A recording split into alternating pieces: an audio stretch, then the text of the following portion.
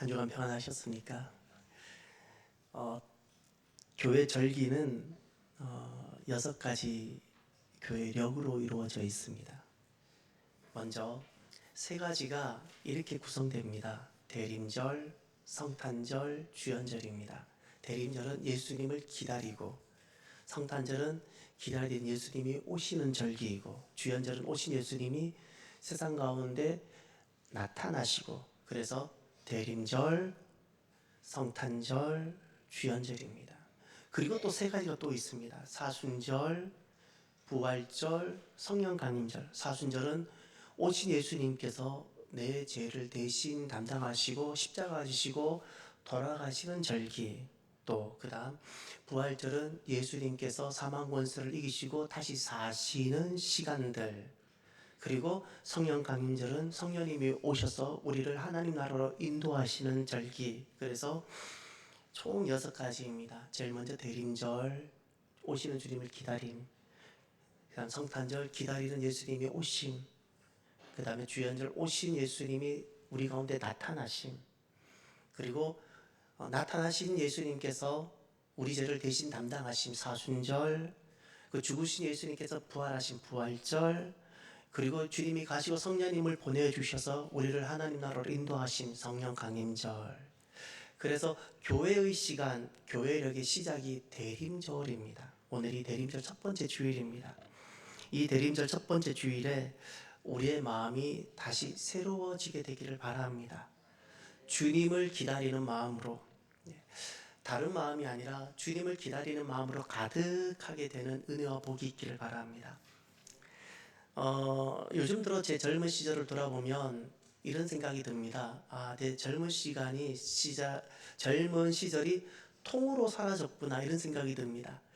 왜냐하면 제 젊은 20대 줄을 이루었던 시대가 90년대인데 90년대 전반기는 군생활로 다 보냈습니다. 후반기는 신학교 시절로 다 보냈습니다. 그러니 둘 다 사회와는 조금 떨어져 있는 격리된, 자발적이든 강제적이든 격리된 삶의 시스템 속에 들어있다가 보니 실은 그 시절에 나오는 유행가를 거의 잘 모르고 뭐 잘 모릅니다. 그러면 제 젊은 시절은 어디로 가 있는가? 80년대 중후반입니다. 대학 1, 2, 3, 4학년을 스트레이트로 보냈는데 그때입니다.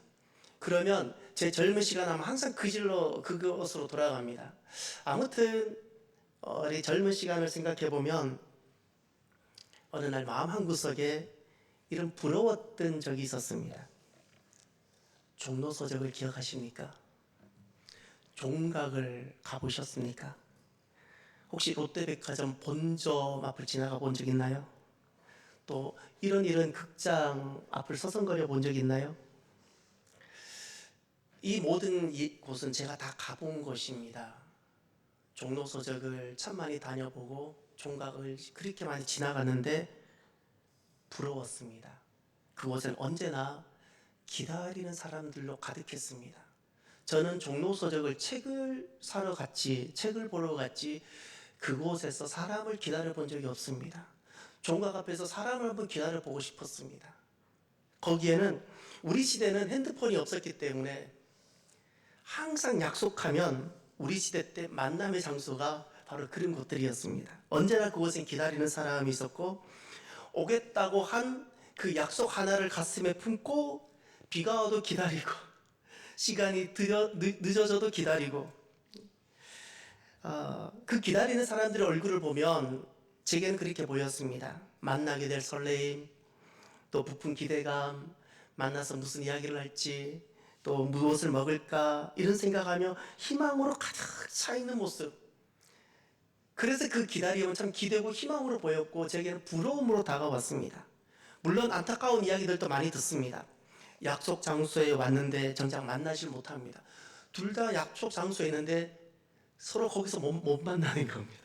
그런 적 없으셨어요? 또 기다리다가 지쳐서 떠났는데 막 도착하는 이런 이야기.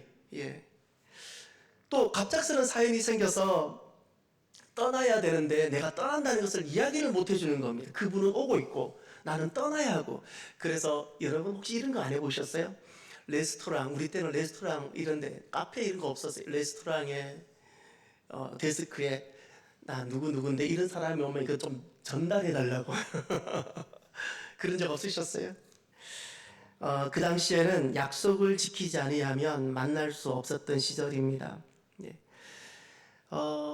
제게는 설령 지켜지지 못하는 약속일지라도 저런 기다림을 한번 가져보고 싶었습니다. 종로서적이 책을 사는 곳, 책을 만나기 위해서 가는 곳이 아니라 그곳이 누군가를 기다리는 곳으로 한번 있어보고 싶었던 겁니다. 기다릴 약속이 없었기에 그 앞에서 버스에 오르는 두 계단이 너무나도 무겁고 무엇인가 뒤쪽이 허전하고 가지 말아야 될 곳을 그냥 가는 것 같은 그 느낌, 그리고 버스 안에서 창밖을 바라보면서 저기서 기다리는 사람을 보면서 제 안에 언젠가 나도 저곳에서 누군가를 기다려보면 좋겠다, 이런 생각이 있었습니다. 기다림이라는 것은 참 복됩니다. 왜냐하면 그 약속이 설렘을 낳고 삶의 기대를 갖게 하고 소망을 만들기 때문에 그렇습니다. 오늘 우리들이 살아가는 삶을 돌아보면 우리의 삶이 때로는 공허하거나 때로는 허전한 이유는 어떤 삶에 문제가 많았기 때문일까요? 어떤 물질이 부족하기 때문일까요? 내가 기다려야 할 약속이 없기 때문은 아닐까요? 내가 기다려야 할, 비가 와도 기다려야 할 이유가 있다면 그가 얼마나 행복하겠습니까? 눈이 와도 포기하지 못하게 하고 비가 와도 떠나지 못하게 하는 기다림이 있다면, 내 삶에 재정적인 비가 찾아오기도 하고 질병이나 눈이 찾아오게도 올 때도 있는데 그럼에도 불구하고 나를 멈추지 못하게 하는 기다림이 있다면 그가 얼마나 행복하겠습니까? 약속은 기다림을 낳습니다. 오늘 본문에 시므온이 등장합니다. 그분의 나이는 결코 적어 보이지 않습니다. 오늘날로 말하면 은퇴하고도 훌쩍 지난 나이를 보내고 있습니다. 그런데 그의 모습을 가만히 살펴보십시오. 삶의 이유가 있습니다. 그에겐 소망이 있습니다. 왜 살아가야 하는지 하루하루를 의미 없게 보내는 것이 아니라 그는 삶의 이유가 있고 기다림이 있습니다. 25절을 보시기 바랍니다.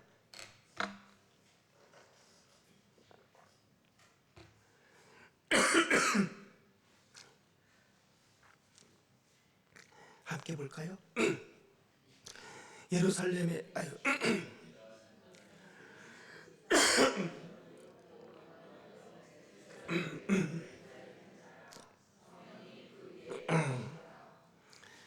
죄송합니다. 시므온을 보면 오늘 하나님께서 우리에게 소개하고 계시는데 그를 이렇게 소개합니다. 우리는 그를 단 한 번도 본 적이 없는데 그를 보신 하나님께서 그는 의로운 사람이다. 그는 경건한 사람이다. 그는 기다리는 사람이다. 그는 성령이 그의 위에 함께 있는 성령님과 동행하는 사람이다. 할렐루야. 오늘의 시므온이 되시길 바랍니다. 지난날 시므온은 나이가 많았지만 너무나도 복된 사람이었습니다. 젊은이 같은 삶을 살았습니다. 시므온은 기다리는 사람이었습니다. 기다림이 있는 사람, 무엇인가를 기다리고 있었습니다. 기다림은 인격으로 인한 것이 아닙니다. 기다림은 좋은 성품 때문에 기다림의 삶을 만드는 것이 아닙니다. 기다림은 약속이기 때문에 만들어지는 겁니다. 26절을 보십시오. 여기 하나님의 약속이 보입니까? 시므온을 향한 하나님의 약속을 찾아보십시오. 함께 볼까요? 그가 주의 그리스도를 보기 전에는 죽지 아니하리라 하는 성령의 지시를 받았더니 아멘. 하나님의 약속이 있었습니다. 너가 죽기 전에 살아생전에 그리스도를 보게 될 것이다. 할렐루야. 약속이 있었습니다. 그 약속이 나이가 들고 때로는 몸이 점점 쇠약하게 될지라도 그의 심장을 멈추지 못하게 하는 게, 할렐루야, 가슴이 뛰게 만드는 겁니다. 무슨 일이 있어도 절망이 되지 않습니다. 어떤 일이 있어도 낙심이 되지 않습니다. 주님이 오신다는 겁니다. 나는 주님을 보게 될 것이라는 겁니다. 기다리는 겁니다. 이런 소식이 세상에 슬픈 소식이 들려도 그는 기다립니다. 저는 아픈 이야기가 달려와도 또 기다립니다. 수많은 사연이 새겨져도 기다리는 겁니다. 시므온은 하나님의 약속이 그를 기다리게 했습니다. 하나님은 약속하시고 우리는 기다립니다. 약속이 기다림이 되게 합니다. 그 기다림의 결과를 보십시오. 29절. 주제여 이제는 말씀하신 대로 종을 평안히 놓아주시는도다. 내 눈이 주의 구원을 보았사오니. 아멘. 종을 평안히 놓아주시다. 이것이 약속의 성취를 말합니다. 기다림의 결과입니다. 하나님, 제가 주님 약속하신 것을 기다리고 기다렸더니 이제 보게 되었습니다. 할렐루야. 하나님은 약속하시고 우리는 기다리며 하나님은 그 약속을 이루시고 성취하십니다. 할렐루야. 기다리면 하나님의 약속의 성취를 보게 되는 겁니다. 그러니 시므온은 참 복된 분입니다. 우리의 삶은 이렇게 되어져야 합니다. 하나님은 약속하십니다. 그 약속이 우리를 기다리게 합니다. 성경에 하나님은 4가지를 분명히 약속하셨습니다. 첫 번째, 메시아를 약속하셨습니다. 성경을 한번 찾아주시길 바랍니다. 창세기 3장 15절입니다. 창세기 3장 15절 우리가 함께 보겠습니다. 내가 너로 여자와 원수가 되게 하고 내 후손 또 여자의 후손과 원수가 되게 하리니 여자의 후손은 내 머리를 상하게 할 것이요 너는 그의 발꿈치를 상하게 할 것이니라 하시고. 아멘. 여기에 최초로 메시아 약속을 해주셨습니다. 그리스도입니다. 예수님을 약속해 주신 말씀입니다. 메시아가 보입니까? 여자의 후손이란 단어가 보입니까? 2번 등장합니다. 이 자리는 참 슬프고 아픈 불행한 자리입니다. 죄를 짓고 심판받는 자리이고 하나님께서 뱀을 심판하는 자리인데 그 자리에서 구원을 약속해 주시는 겁니다. 메시아를 약속해 주셨습니다. 여자의 후손이 왜 메시아일까요? 모든 사람은 남자의 후손입니다. 비록 어머니 몸을 통해서 태어날지라도 우리는 남자의 후손인데 보통 출생법이 아닌 남자 없이 여자만으로 오시는 분이 계시다는 거예요. 그래서 이 여자의 후손이란 바로 메시아를 뜻하는 겁니다. 모든 사람은 보통 출생법에 의해서 태어납니다. 남자에 의해서 태어납니다. 그런데 남자 없이 성령님의 역사로 오시는 한 분 계시다는 거예요. 그걸 여자의 후손으로 표현했고 바로 메시아를 약속하셨습니다.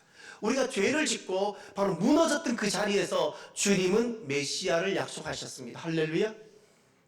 그 2번째 약속하신 것이 우리 구원을 약속하셨습니다. 로마서 3장 23절을 찾아주십시오. 로마서 3장 23절. 우리 인간이 누구인지, 내가 누구인지를 하나님께서는 이렇게 말씀해 주셨습니다.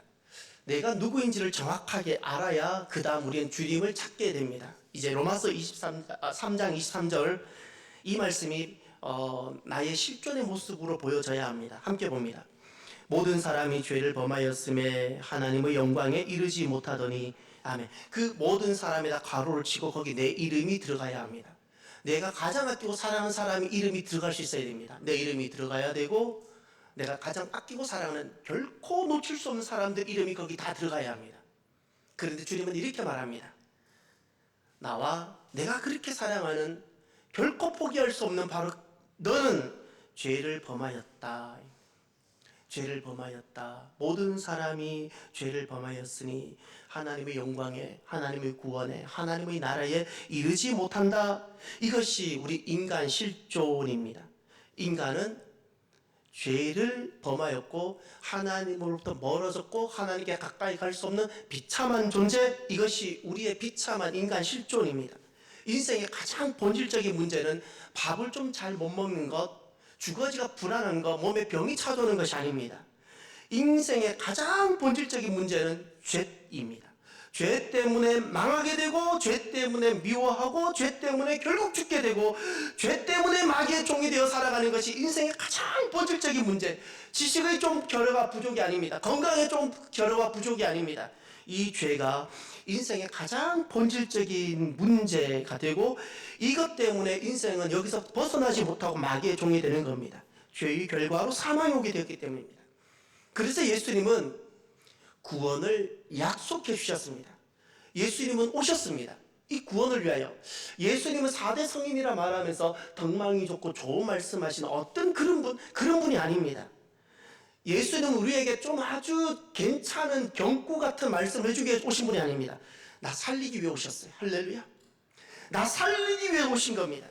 인생의 가장 본질적인 문제, 그 어떤 부처도 해결하지 못하고 그 어떤 누구도 해결하지 못한 인생의 가장 본질적인 죄의 문제를 해결하기 위해서 오셨고, 내 죄를 대신 지시고 가지고 가시고, 누구든지 예수 믿는 자에게는 내 안에 있었던 모든 사람은 죄인인데 그 죄를 예수 믿는 자는 대신 사해 주시고 구원을 선물로 주셨습니다. 할렐루야. 저를 따라해 주세요. 구원은 선물입니다. 예수님을 믿는 자에게 주시는 선물입니다. 구원은 선물입니다. 이것을 약속해 주신 겁니다. 이것이 하나님의 두 번째 약속입니다. 세 번째 약속은 성령님을 약속하셨습니다. 예수님께서 예루살렘에 마지막에 입성하시고 마가다락방에서 제자들과 성만찬을 하시고 세족식을 하신 다음에 마지막 고별 설교를 하십니다. 그리고 그때 이렇게 말씀하셨습니다. 나는 떠난다. 나는 너희들 곁을 떠난다. 그런데 내가 가는 것이 너희들에게 복되다. 왜냐하면 보혜사 성령님이 너희에게 오실 것이기 때문에. 그분은 진리의 영이고 너희 모든 것을 가르쳐 줄 것이고 나를 가르쳐 줄 것이라고 말씀해 주셨습니다. 할렐루야. 성령님께서 오실 것을 약속해 주셨습니다. 하나님께서는 성령님을 우리에게 보내어 주십니다. 우리를 도우십니다. 우리를 위로하십니다. 우리를 지켜주십니다. 그리고 우리에게 힘을 주십니다. 이게 성령님이십니다. 그러면서 하나님께서 우리에게 하신 그 약속을 완성시켜 가십니다. 성령님을 약속하셨습니다.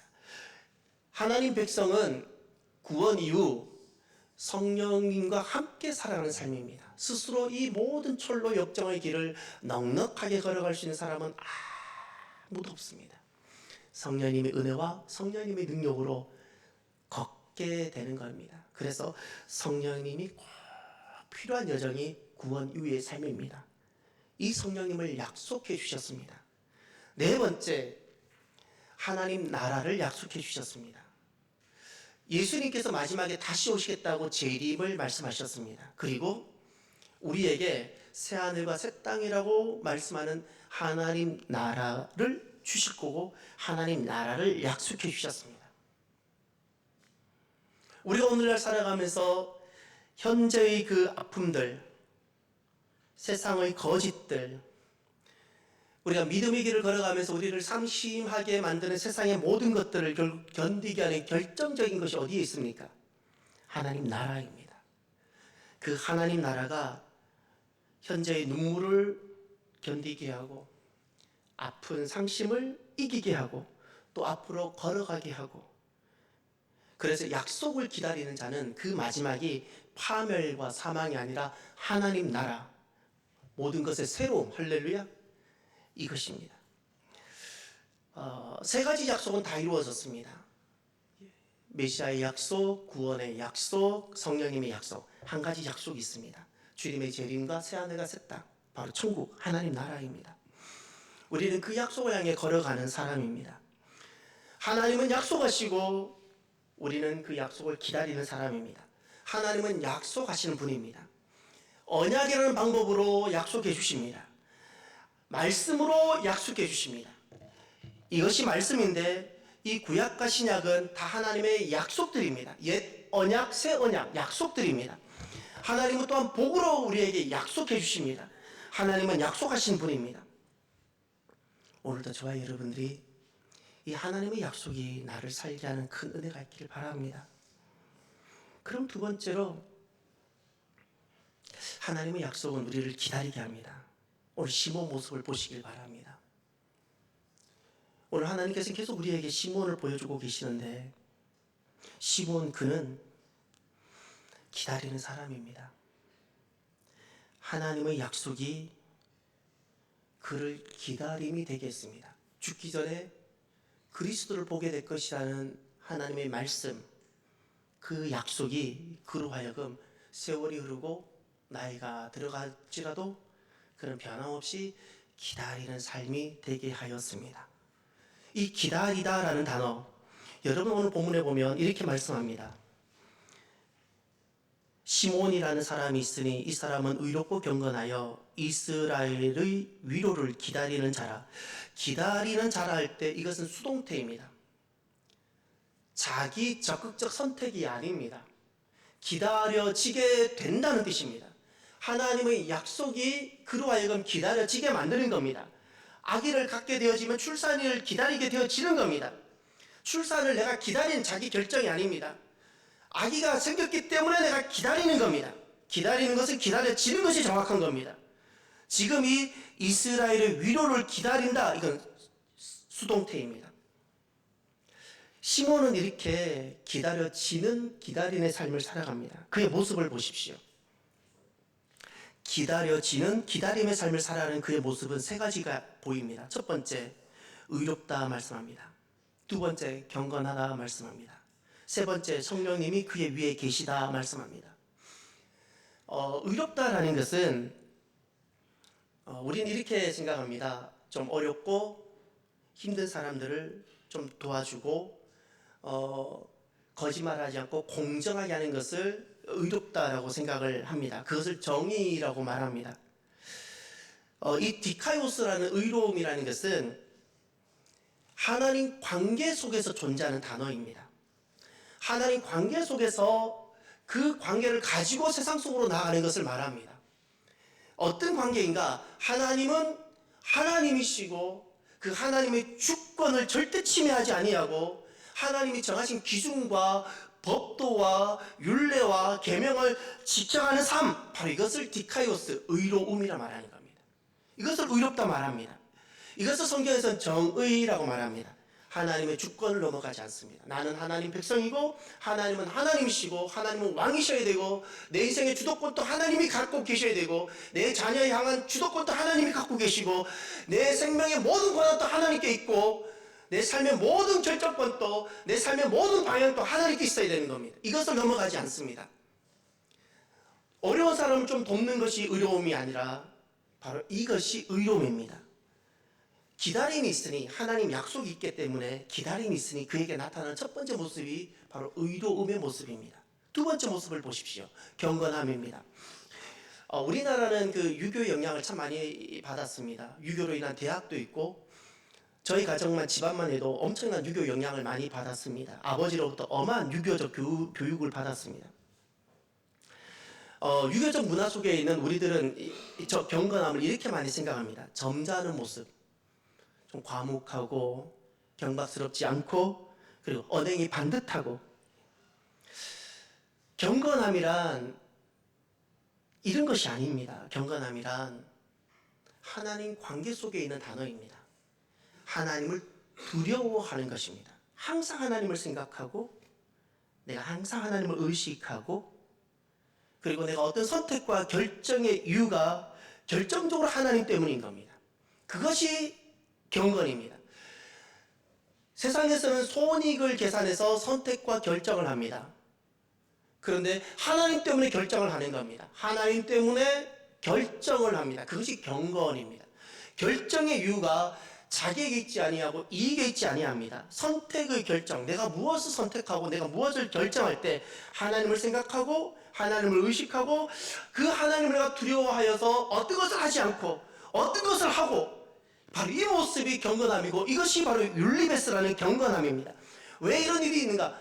하나님의 약속대로 나는 걸어가고 그 약속이 내게 이루어져야 되는, 나는 기다리는 사람이기 때문에.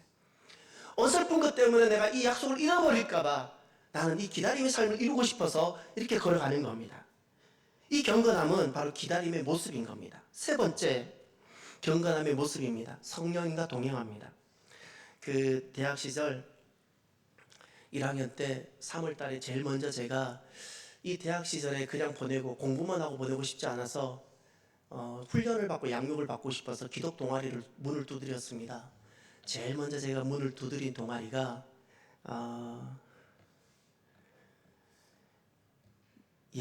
어느 동아리인데 그 동아리는 일단 주일날 교회를 가지 않게 합니다. 주일날 따로 모입니다.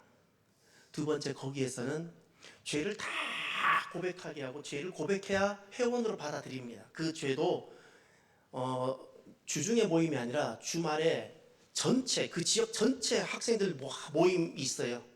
다 모여 있는데 남자든 여자든 자기가 지은 죄를 다 적어서 누군가 다 점검하고 그것을 앞에서 다 고백을 해야 돼요. 그래야 그 모임에 포함이 됩니다.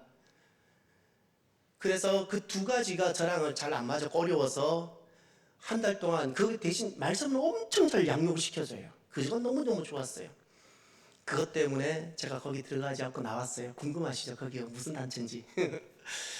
그리고 두 번째 간 데가 SFC인데 SFC는 교회와 너무 잘 맞았어요. 너무 교회 중심적으로 좋은데 결국 제가 4월 중순에 제가 문을 두드린 곳이 바로 옆에 CCC였습니다. 그날 SFC를 가야 되는데 문이 닫혀서 그날 또 SFC를 가야 되는데 문이 닫혀서 문을 두드렸고 열간 데가 CCC였고 그것으로 대학 4년 동안 거기서 훈련받고 양육받고 제게 너무나도 도움이 되고 지금 제 딸 같은 경우에는 지금 다시 본인이 다니는 학교에서 CCC 사역을 하고 있어요. 지금 대학에서 다 대학 단체들이 선교 단체들이 문을 다 닫았어요. 내비게이터도 없어졌어요. IBF도 없어졌어요. 다 없어졌어요.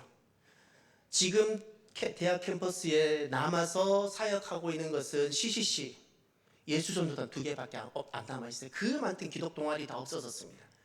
지금 대학 다니는 사람들 중에 주일날 교회를 나가는 사람들이 서울에 있는 대학생들 중에 1%도 안 됩니다. 이게 지금 우리나라 비참한 한국교회 현실입니다. 젊은이들이 다니지 않습니다. CCC 나갔을 때 제일 먼저 들었던 것 중에 하나가 이런 겁니다. 기도보다 성령님보다 앞서가지 말라. 처음에 이게 대단히 너무너무 멋있었습니다. 저러고 싶고 그래서 막 이렇게 막 적어놓고 기도보다 성령님보다 앞서가지 말아야지. 그런데 살아보면서 목회를 더 하면 할수록 하나님께 더 가면 갈수록 이것이 왜 진리인지 이것이 왜 생명인지 느껴집니다. 기도하지 않고 목회하고 성령님보다 앞서가요? 깡통입니다. 기도하지 않고 재직이 봉사해요? 기도하지 않고 장로 사역을 해요? 기도하지 않고 권사를 해요? 깡통입니다. 깡통인 겁니다. 왜냐하면 약속이 있는 사람들은 그 약속 이후의 삶은 주도권이 하나님께 있게 됩니다. 하나님께 내어드리고 내가 주도하지 않습니다. 하나님의 약속은 보이지 않기 때문에 내가 주도적으로 뭘 할 수가 없습니다.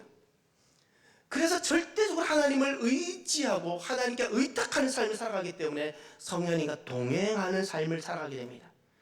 하나님께 맡기면 성령님이 앞서 인도해 주시고 그리고 주님께서 우리의 길을 한 걸음 한 걸음 열어주세요. 제 경험은 그렇습니다. 2걸음을 보여주지 않습니다. 한 걸음만 보여주십니다. 그 한 걸음을 내딛는 것이 믿음입니다. 아무것도 보이지 않는데 한 걸음을 내딛는 것이 믿음입니다. 기도도 이렇게 바뀝니다. 기도도 어렸을 때 훈련 받을 때는 구체적으로 기도하라 그랬어요.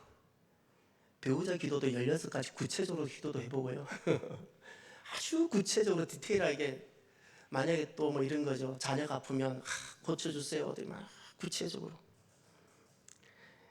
그런데 믿음이 깊어지고 성장하면 어렸을 때는 다 요구합니다. 다 강구합니다. 근데 믿음이 깊어지면 이 상황을 하나님께 아뢰어드립니다. 하나님, 자녀가 아픕니다. 하나님, 지금 병이 들었습니다. 하나님, 무너져 가고 있습니다. 하나님, 회복시켜 주십시오. 이 상황을 불안해하거나 염려하는 것이 아니라 내가 원하는 어떤 것을 요구하는 것이나 할 수 있지만 맡겨드립니다. 할렐루야. 바뀝니다. 자꾸 맡겨드립니다. 왜냐하면 성령님의 동행하심과 인도하심을 믿기 때문에 그렇습니다. 이것이 바로 약속을 품은 기다리는 자의 모습입니다. 약속을 품고 기다리며 살아가는 삶엔 위기가 찾아옵니다. 이런 위기가 찾아옵니다. 5가지 위기가 찾아오는데 첫 번째가 지연의 위기입니다. 약속이 바로 이루어지면 좋겠는데 하나님 시간과 우리의 시간에는 공간이 있어서 지연이라는 공간이 있습니다. 이것 때문에 우리의 기다림에 위기가 찾아옵니다. 아브라함도 약속을 받고 아들 이삭을 만나기까지 25년이라는 지연이 있었습니다. 두 번째, 현실의 압박이라는 위기가 찾아옵니다. 우리는 이 땅에서 현실의 삶을 살아가는데 약속은 미래이잖아요. 아브라함에게 있어서도 나이는 점점 많아지고 아내가 현실적인 문제로 타협해 들어옵니다. 약속을 기다리지 말고 더 늦기 전에, 당신조차도 아무것도 할 수 없기 전에 하가를 통하여 우리가 자녀를 낳자. 이게 현실적인 압박이고 유혹입니다. 그래서 아브라함이 이스마엘을 만들었지요. 이것은 원래 하나님 계획과는 관계가 없었던 겁니다. 이런 것이 하나님의 약속을 위기에 빠뜨리게 하는 겁니다. 또 세 번째, 조급함의 유혹입니다. 조급함이라는 것은 하나님의 약속은 하나님의 방법대로 하나님께서 이루셔야 되는데 이 하나님의 약속을 품고 이 약속을 내가 이루어보려고 하는 모든 시도들입니다. 성급한 성격의 문제가 아닙니다. 불같은 성격의 문제가 아니라 아무리 지긋하고 괜찮은 성품일지라도 하나님의 약속을 내 힘으로 이뤄보려는 모든 시도가 다 조급함입니다. 이런 위기가 찾아오는 겁니다. 네 번째는 영적 냉담입니다. 식어지는 겁니다. 내가 왜 예배를 드려야 되는지, 내가 왜 믿음의 삶을 살아가야 되는지에 대한 위기들이 찾아오고 냉담해지는 겁니다. 마지막 다섯 번째, 의심입니다. 이 길이 맞는지, 정말 하나님께서 내게 약속하신 것이 맞는지, 이런 위기들이 약속을 품고 갈 때 찾아옵니다. 무엇이 이런 모든 위기를 이기게 할까요? 다시금 하나님 약속으로 돌아가는 겁니다. 모든 믿음의 사람들은 이 하나님 약속으로 다시 돌아가서 또 이기고 극복하고 나아갔습니다. 하나님의 약속을 내가 품고 있는 결정적인 증거가 있습니다. 하나님의 약속을 품고 있는 결정적인 증거, 내가 이기고 있는 증거가 있습니다. 그것이 바로 기다림입니다. 약속이 있으면 기다리게 됩니다. 하나님은 약속하시고 우리는 기다립니다. 그래서 기다림이 신앙의 중심이 됩니다. 기다림은 하나님의 약속을 신뢰하고 있다는 증거입니다. 내 시간을 하나님 시간으로 채워가는 믿음입니다. 그래서 기다림은 결국 하나님을 만나게 하며 하나님의 약속을 여는 영적인 문이 됩니다. 구약의 모든 성도들은 기다림의 성도들이었습니다. 초림하시겠다는 약속, 그 약속을 기다리는 성도들이었습니다. 신약의 성도들은 약속을 기다리는 성도들입니다. 재림, 다시 오시겠다는 주님을 기다리는 성도들이 우리 신약의 성도들입니다. 이 성도들은 기다리는 사람들입니다. 기다리며 살아가는 삶이 실은 복입니다. 오늘도 나를 살게 하는 기다림이 있기를 바랍니다. 대림절입니다. 교회력의 시작인 절기가 시작됐습니다. 오시기로 약속한 주님을 기다리는 절기입니다. 살아가면서 우리에게는 많은 사연이 생깁니다. 많은 사연이 생기는데 한 가지가 꼭 있어야 합니다. 오늘 저와 여러분들에게 내가 지금까지 걸어왔던 모든 삶에 내 안에 내 삶을 딱 개봉했을 때 다른 것은 없어도 내가 수많은 사연 때문에 눈물도 있고 아픔도 있을지라도 내가 어떤 삶을 살아가려는 기대감이 설령 있을지라도 지금 내 안에 하나가 보여져야 하는데 그것이 바로 기다림입니다. 하나님 약속이 오늘 내 삶을 뚫고 걸어가게 하는 이 기다림이 내 안에 있어야 합니다. 그 기다림이 삶을 기대하게 만들고 그 기다림이 내 삶에 있는 수많은 사연들을 결국 극복하고 나아가게 하고 그 기다림이 나로 하여금 오늘날 내가 살게 하는 삶의 이유가 되게 할 것입니다. 하나님 약속에 꼭 서시길 바랍니다. 하나님 약속에 꼭 서면 그 약속이 나로 하여금 기다리게 하는 기다림이 되게 할 겁니다. 나를 숨쉬게 할 것이고 나를 호흡하게 할 것입니다. 신앙은 주님을 기다림으로 해서 시작합니다. 하나님은 약속하시고 우리는 기다립니다. 오늘 말씀을 마무리하면서 오늘은 이 찬양으로 우리가 함께 결단했으면 좋겠습니다.